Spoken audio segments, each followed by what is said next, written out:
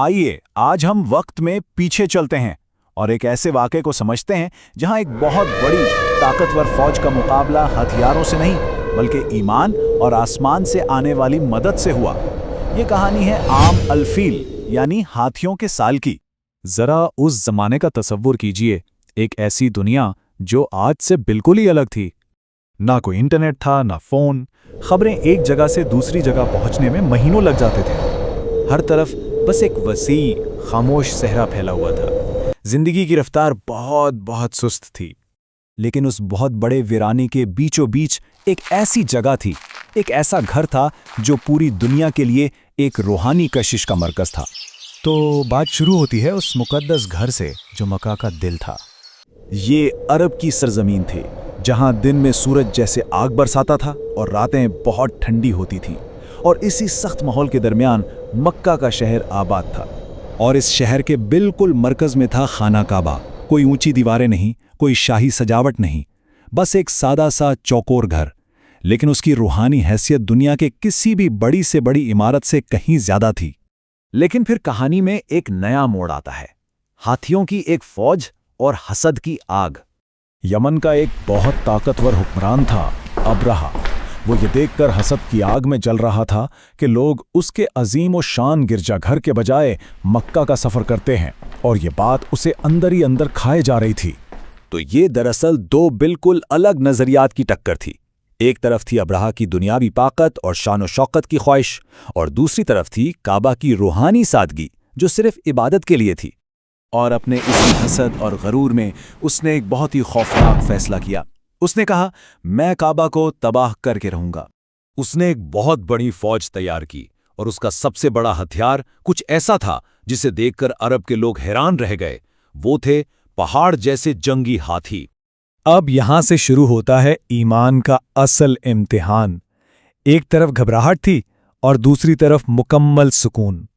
जैसे ही ये खबर मक्का पहुंची कि एक नाकाबिले शिकस्त फौज आ रही है, पूरे शहर में जैसे खौफ का तूफान आ गया। हर तरफ अफरा-तफरी और घबराहट फैल गई। लेकिन इस सारी भगदड़ और शोर के बीच शहर के सरदार अब्दुल मुत्तलिब बिल्कुल पुरसुकून खड़े थे। जब हर कोई भाग रहा था, खौफजदा था, उनके कदम मजबूती से जमे हुए थे और चेहरे पर इत्मीनान था। उन्होंने शहर के लोगों को हुक्म दिया कि वो पहाड़ों पर पनाह ले लें, और फिर तारीख के वो मशहूर अल्फाज कहे जो हथियार डालना नहीं थे बल्कि गहरे तरीन ईमान का ऐलान थे। उन्होंने कहा, इस घर का एक मालिक है, वो ही इसकी हिफाजत करेगा। और फिर आसमान से एक ऐसी निशानी जाहिर हुई, एक गैबी मुहाफिज सामने आया।